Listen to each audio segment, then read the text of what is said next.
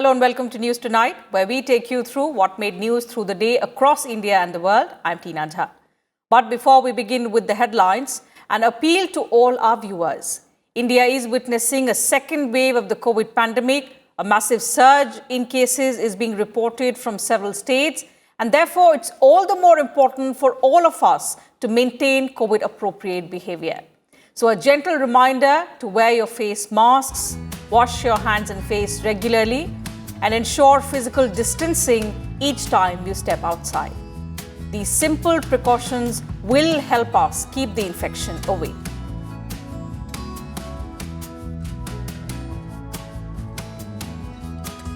And now the top stories of the day.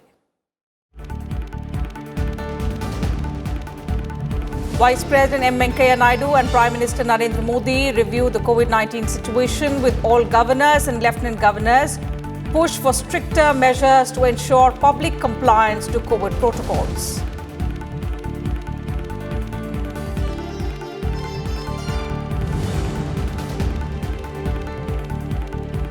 In the wake of COVID surge, CBSE cancels Class 10 board exams, postpones 12th class examinations. Decision to be reviewed on the 1st of June.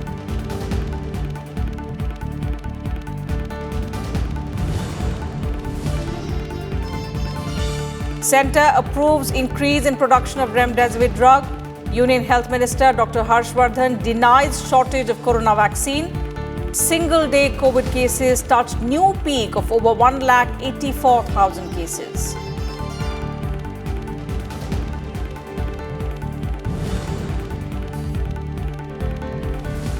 New national education policy is futuristic and conforms to global standards, asserts Prime Minister Modi. Says it will fulfill Dr. Radhakrishnan's vision of empowering students to take part in national development.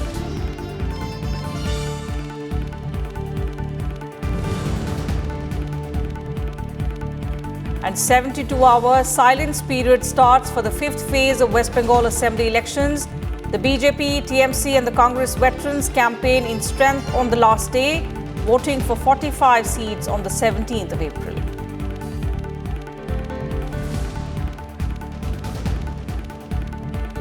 Vice President M. Venkaiah Naidu and Prime Minister Narendra Modi on Wednesday interacted with governors and lieutenant governors of all states and union territories via video conferencing to review the COVID-19 situation in the country. The meeting, which comes amid the spurt in daily cases in the country, is the first direct interaction between the governors and the Prime Minister, including the Vice President. Before this, Prime Minister Modi had held a meeting with the Chief Ministers of various states and union territories on the 8th of April over the resurgence of COVID-19 cases in the country and also to discuss the ongoing vaccination strategy.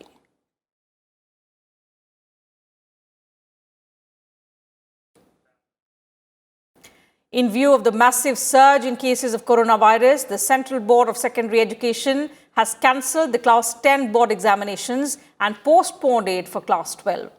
The decision on Wednesday was taken at a high-level meeting chaired by Prime Minister Narendra Modi. A total of 21,50,000 students had registered for both Class 10 and Class 12 CBSE exams. This is the first time that the CBSE has completely cancelled the board examinations conducted by it. Remember, last year the exams were partially cancelled, first in the wake of riots in Northeast Delhi and then following the COVID-19 pandemic. The CBSE will review the situation on the 1st of June to decide on the Class 12 exam schedule, while objective criteria will be decided for Class 10 results. Union Education Minister Ramesh Pokhriyal Nishank, the Principal Secretary to the Prime Minister, Cabinet Secretary, School and Higher Education Secretaries, and other top officials attended this high-level meeting. प्रधानमंत्री जी का विस्तार पूर्वक उनके साथ संवाद के बाद उच्च स्तरीय अधिकारियों की उपस्थिति में प्रधानमंत्री जी का जो मार्गदर्शन मिला है, उसके आधार पर हमने जो ये हाई स्कूल है इसकी परीक्षाओं को वर्तमान में होने वाली परीक्षाओं को इसको निरस्त कर दिया है। अब इनको पदोन्नत करेंगे, प्रमोट करेंगे, लेकिन उसका एक सिस्टम तैयार करेंगे आंतरिक मूल्यांकन के आधार पर, और जो उसका प्रैक्टिकल हुआ है इन दोनों को जोड़ करके सीबीएसई को कहा गया है कि एक प्लान बनाए वो, ताकि उसका मूल्यांकन भी हो। Talking about the vaccination drive against coronavirus, India has administered over 11 crore doses of the COVID-19 vaccine till date. The Union Health Ministry said on Wednesday that more than 26 lakh people were inoculated in the last 24 hours on the fourth day of the Tika Utsav. Health Minister Dr. Harshvardhan said there is no COVID-19 vaccine shortage in any part of the country. Listen in. देश में कोई vaccine की कमी नहीं है। भारत सरकार सभी states को वैक्सीन देती है। आगे वैक्सीन को अपने अपने प्रदेशों में जहां पर वैक्सीनेशन सेंटर्स हैं वहां पर समयबद्ध तरीके से पर्याप्त मात्रा में पहुंचाना, उसको मॉनिटर करना, उसकी मेटिकुलस प्लानिंग कराना, ये जिम्मेदारी स्टेट्स की है। Also reacting to the possible black marketing of antiviral drug remdesivir, the health minister said strict action will be taken against those involved in such an activity. Meanwhile, the government has also decided to increase production and supply of remdesivir and also to reduce its prices in the country. It has approved 7 additional sites having the production capacity of 10 lakh vials per month to 6 manufacturers. और जहां कहीं भी इस प्रकार की शिकायतें आ रही हैं कि कोई रेमडेसिविर की कालाबाजारी करने का प्रयास कर रहा है, उसके खिलाफ भी सख्त से सख्त कार्रवाई करने के लिए ड्रग कंट्रोलर ऑफ इंडिया ने आदेश भी किए हैं और स्टेट के ड्रग कंट्रोल डिपार्टमेंट्स को इसके बारे में बराबर जिसे कहते हैं आग्रह पूर्वक चेतावनी दी जा रही है कि आप इसको अपने अपने स्टेट्स में कंट्रोल करिए। And the COVID statistics in the country continue to be worrying. The country's COVID-19 tally touched a new high of 1,84,000, with several states reporting a rapid surge on Wednesday. 10 states reported over 82% of the total new cases in the country. Maharashtra, Uttar Pradesh, Chhattisgarh, Delhi and Madhya Pradesh have shown the maximum rise in COVID daily new cases on Wednesday. Maharashtra reported the highest daily new cases at 60,212, followed by Uttar Pradesh with more than 20,000 new cases, while Chhattisgarh reported 15,121 new cases of coronavirus. 10 states accounted for 86.08% of the new deaths in the country. With 281 deaths, Maharashtra saw the maximum casualties, while Chhattisgarh reported 156 deaths due to COVID-19. With 1,027 fatalities in the last 24 hours, the death toll has increased to 1,72,085. The number of active cases now stand at 13,65,000, while as many as 1,23 lakh people have recovered from the disease.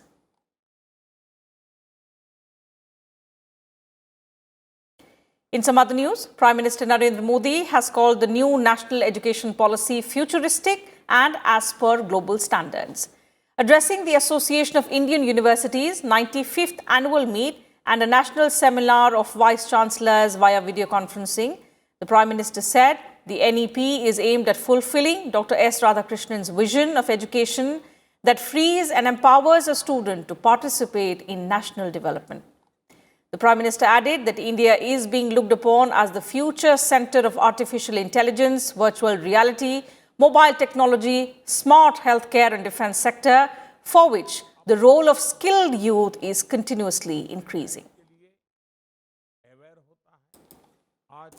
Mother of democracy का गर्व अनुभव करता है।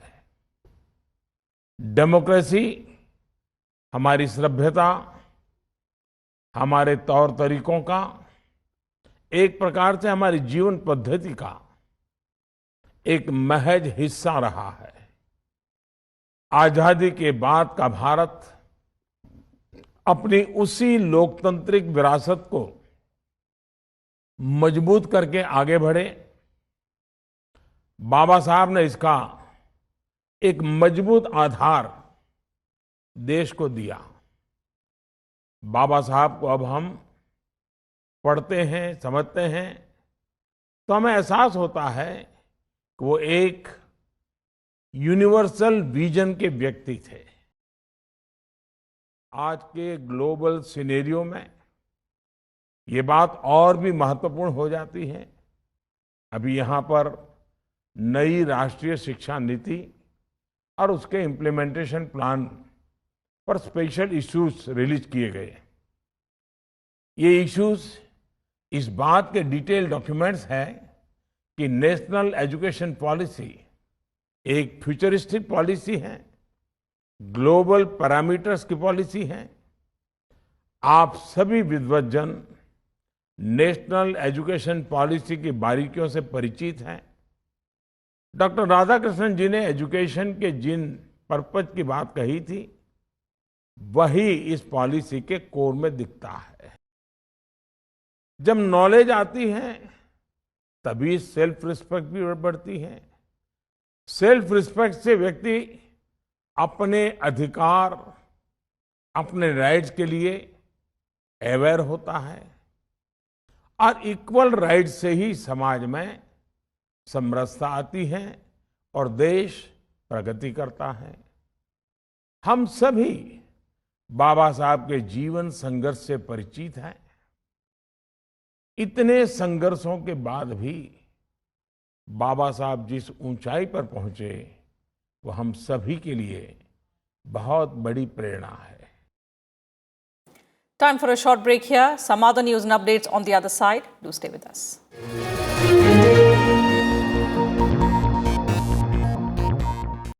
Welcome back. Time now for all the updates from West Bengal, where the 8-phased assembly elections are currently underway.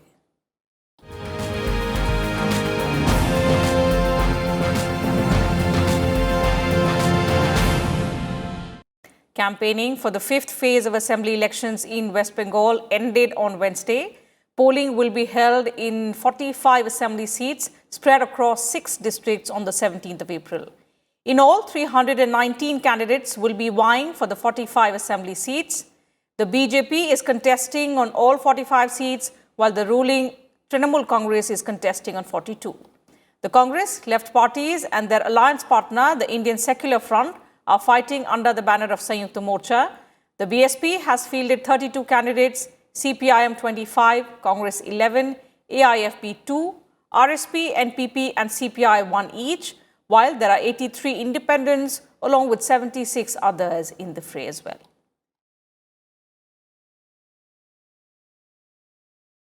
So as campaigning for the 5th phase of assembly elections in Bengal ended on Wednesday, leaders of all political parties left no stone unturned to woo the voters. BJP President JP Nadda held a roadshow at Bangaon of North 24 Parganas before addressing 2 meetings in Bardhaman. Addressing a rally in Bardhaman, JP Nadda said Prime Minister Modi works for the development of 130 crore people of this country. He added that despite the atmosphere of fear created by the Trinamool Congress in Bengal, the people of the state are brave enough to give a befitting reply to the ruling party. Meanwhile, Trinamool Congress chief and the state chief minister, Mamata Banerjee, also visited Mathabanga of Cooch Behar to meet the family members of the 5 people who died at Sitalkuchi on the 10th of April during the 4th phase of elections. She later addressed 3 public meetings in Jalpaiguri district.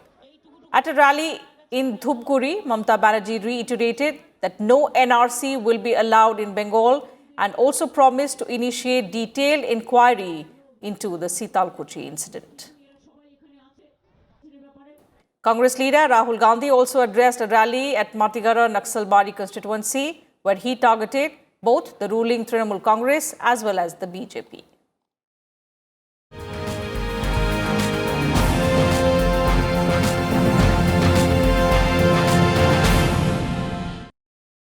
The Indo-Pacific construct reflects a more contemporary world, mirroring the overcoming of the Cold War and not reinforcing it, External Affairs Minister S. Jaishankar said on Wednesday at a virtual dialogue with his French and Australian counterparts.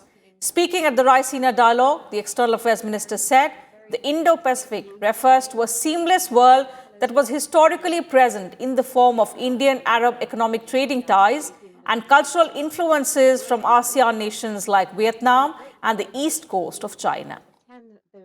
The virtual trilateral dialogue with Australia and France focused on cooperation in the Indo-Pacific as well as in dealing with the adverse impact of the COVID-19 pandemic. In her comments, Australian Foreign Minister Marise Payne emphasized on the COVID-19 response and recovery efforts. The French Foreign Minister underlined the need for adopting a pragmatic approach in forging a deeper cooperation among the three countries in the Indo-Pacific region.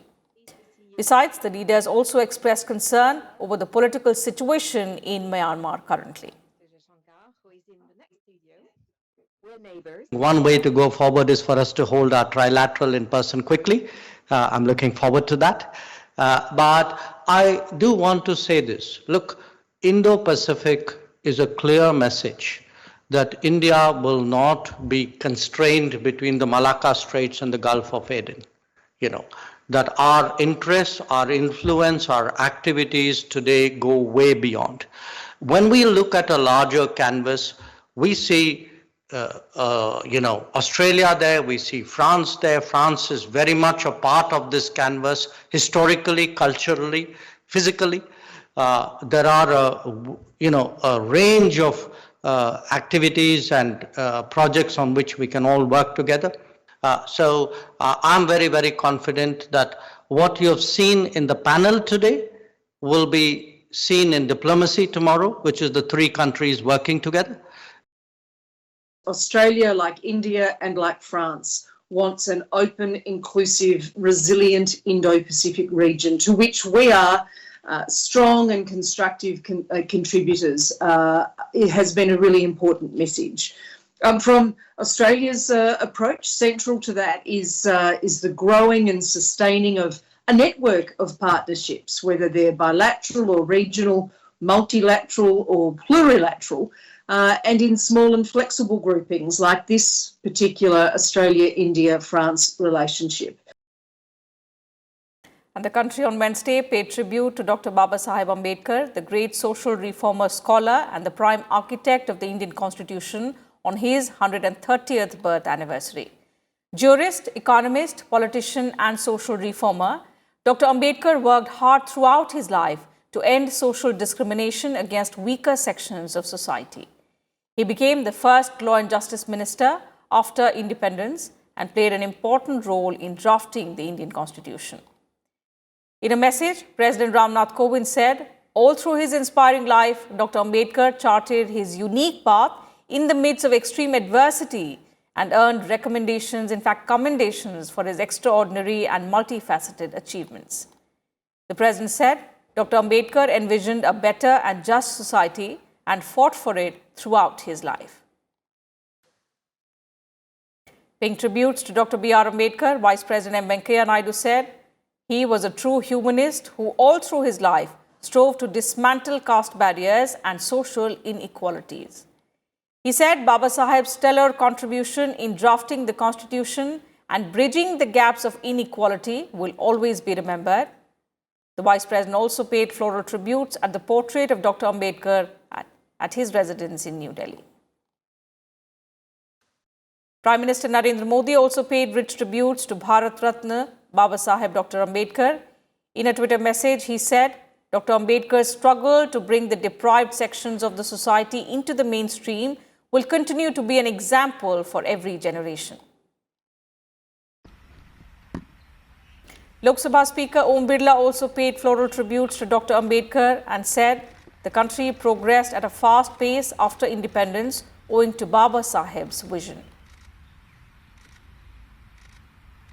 बाबा साहब अम्बेडकर एक युग दृष्टा थे जिन्होंने संपूर्ण जीवन एक ऐसे समता मूलक समाज की स्थापना को समर्पित किया जिसका लक्ष्य देश की उन्नति सर्वजन कल्याण रहा है.